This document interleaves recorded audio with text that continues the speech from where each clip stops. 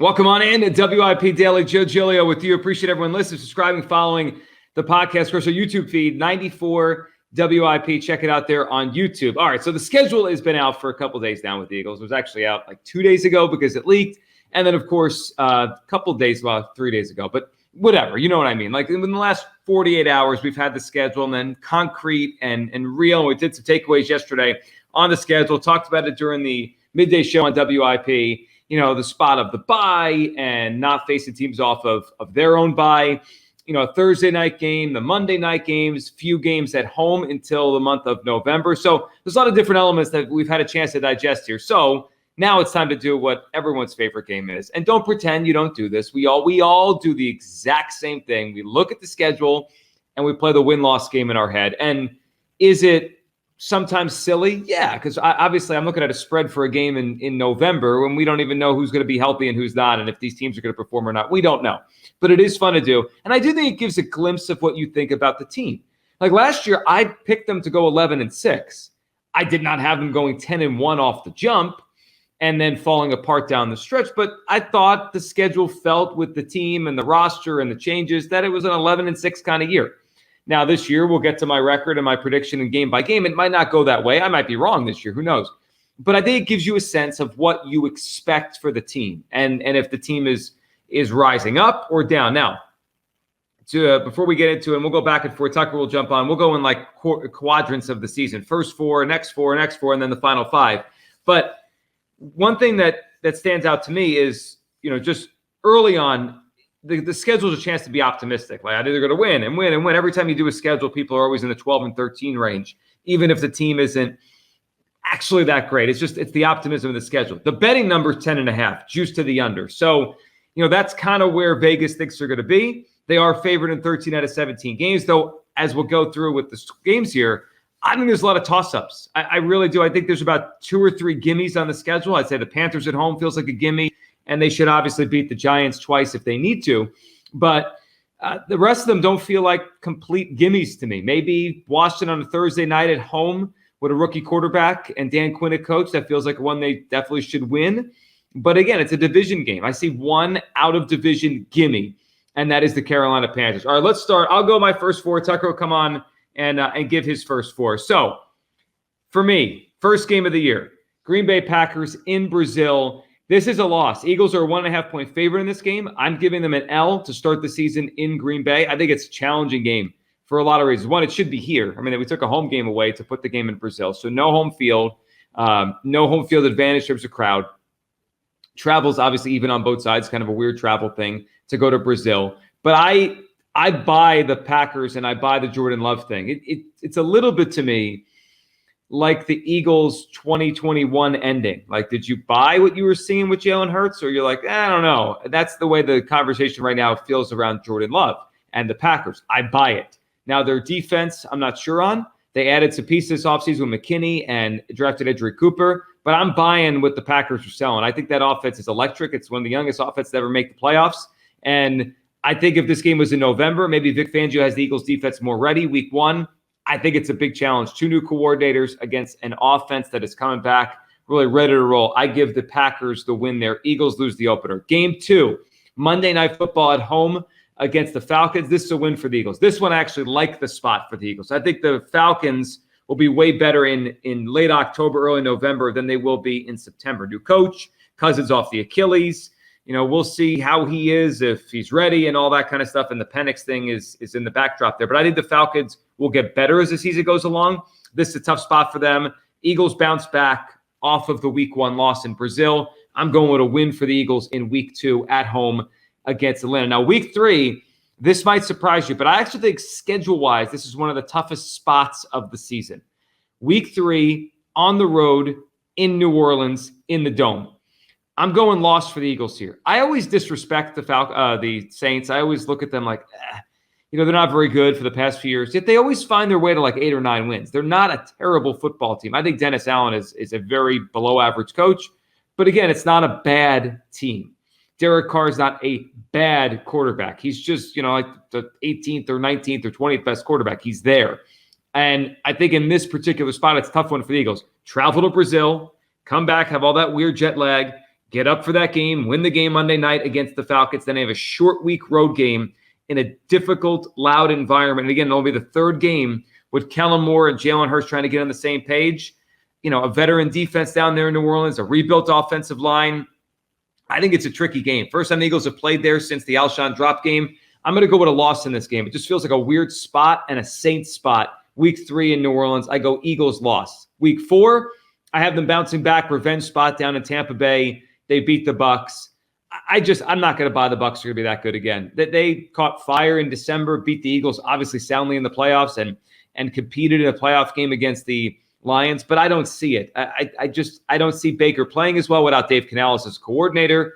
And I think the Eagles avenge the playoff loss down there for what it's worth and win this game and really kind of save their season before the Week 5 bye. So I have 2-2 through the first 4 games. Tucker, what did you have? Go with your first 4 here. Eagles open up in Brazil, first quadrant of the season. What do you think? Yeah, I think that Brazil game's the toughest, right? And I think if you kind of look at it from the other perspective, from Green Bay and kind of how they expected to build on last year, that could be Jordan Love's coming out party, right? Like a primetime game, week 1, there's no other game going against it on a Friday night. I could see him having a big game, going up against a defense that's kind of in a transition mode, that's bringing in new starters, that has a new coordinator. I could see the Eagles losing a shootout, and that kind of being Jordan Love's, stamp of, hey, maybe I'm an MVP candidate, right? Like you kind of mentioned what Jalen Hurts did at the beginning of 2022 to cement his status in that upper echelon. I can see that game being that for Jordan Love. So I have that as a loss. You're not going to lose to Kirk Cousins in prime time. That's like one of 3 things I live my life by. It's death taxes, Kirk Cousins losing in prime time. So that's a win in week 2 on Monday night.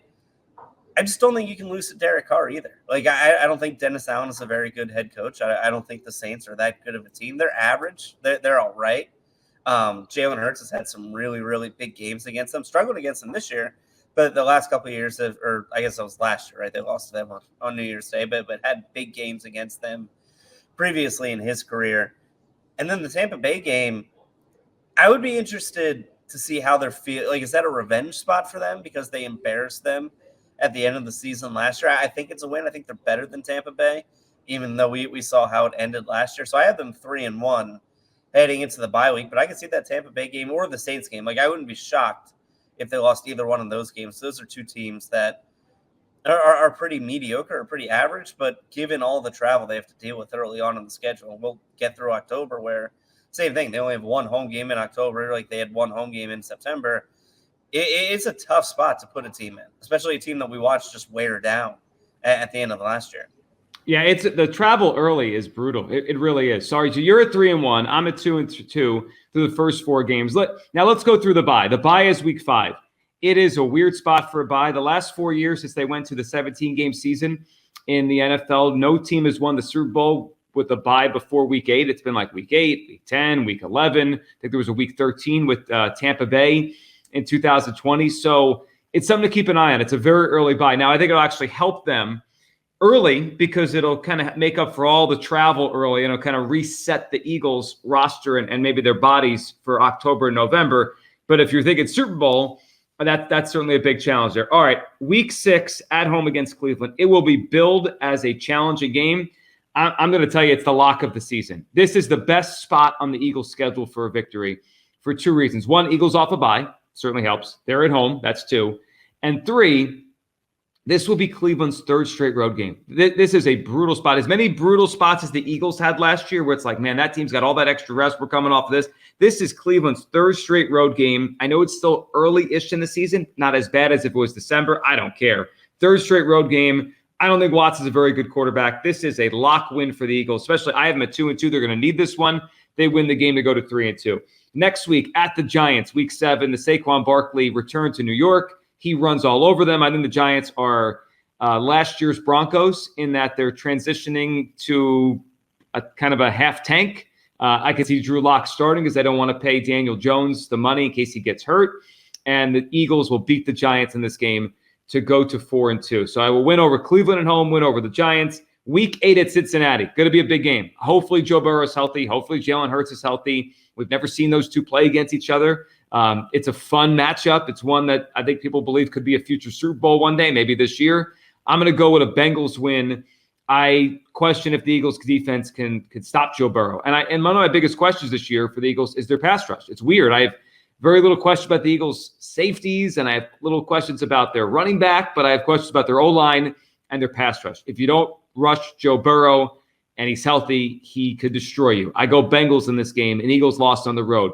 Week 9, at home, Sunday Night Football against Doug Peterson and the Jaguars. I don't think very highly of Trevor Lawrence. I mean, look at his stats. He's Daniel Jones with long hair. And the Jags feel like they're teetering the wrong way. After their rise a couple years ago, they're gone backwards.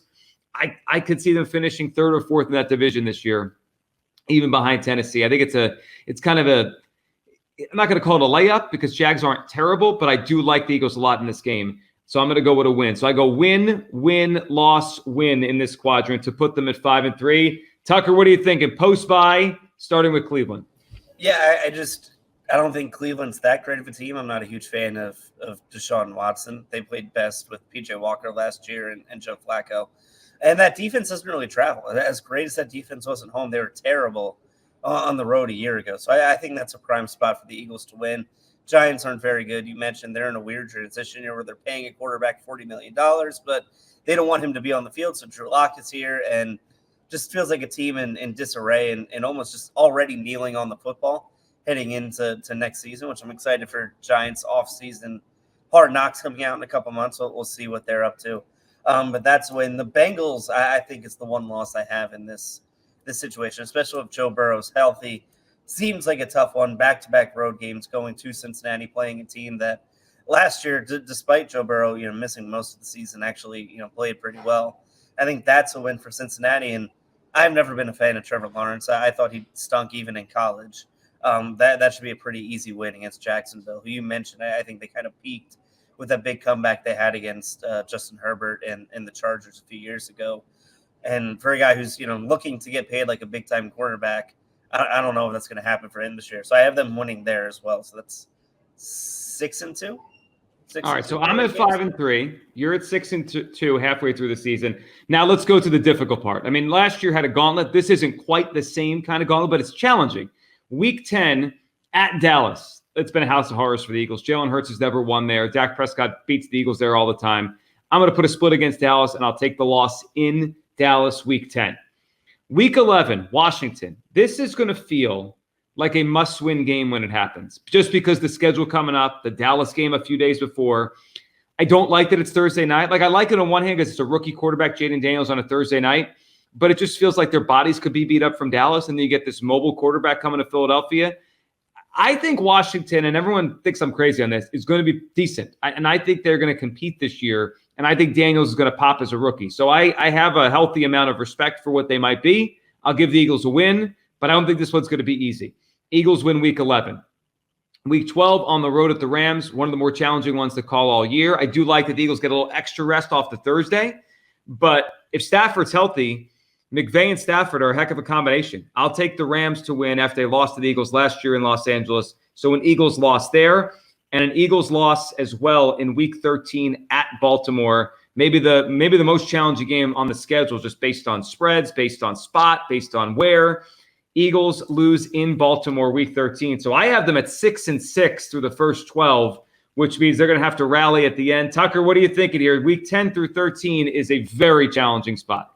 Yeah, it's tough, right? You have Dallas, Los Angeles, and the Ravens, probably three teams that right now you would probably consider top 10 in the NFL if you were to rank everybody, and then you have a division game on a short week. I like the Eagles in short weeks. It seems like Nick Sirianni is really good at getting them ready for short week games. So I think that's when I would also take them to beat the Rams on the road on that Sunday night game. The Eagles have had a lot of success against Sean McVay, even years where they aren't very good. They somehow still find a way to beat the Rams. But I would chalk up that Dallas game and the Ravens game both as losses. They've really struggled to win games in Dallas, really since they built that stadium. That's been a house of horrors for them. And going to Baltimore that Sunday, if Lamar Jackson's healthy, which hasn't really been the case for a lot of December. He was healthy last year, but missed the last 5 or 6 weeks, the few years prior to that.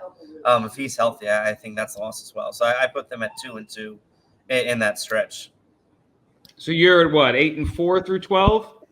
Yes, 8-4. 8-4. I'm at 6-6. All right, let's finish this thing. And I think they're going to have to rally to make the playoffs and win the division. I think the division actually is going to be won this year with about 10 wins. I don't think it's as strong as it has been in years past. That's why I think Washington is kind of interesting, because if they're decent, they could be viable. And I think Dallas is coming back to the pack. All right, week 14 at home against Carolina at 6-6. It's the season. If I'm right on this and it goes this way, it would be the season. Eagles win big. Eagles beat the Panthers at home to go to 7-6. Week 15, the spread is weird, or the look ahead. It's only 3. I would think it'd be bigger than that. Eagles against the Pittsburgh Steelers, week 15 here in Philadelphia. And the fun or kind of interesting part is it's all intertwined, the quarterback situations. Like, they're all intertwined. I mean, the Eagles reportedly were interested in Justin Fields before trading for Kenny Pickett. The Eagles tried to get Russell Wilson to replace Jalen Hurts. Now they're all, whatever combination is, intertwined.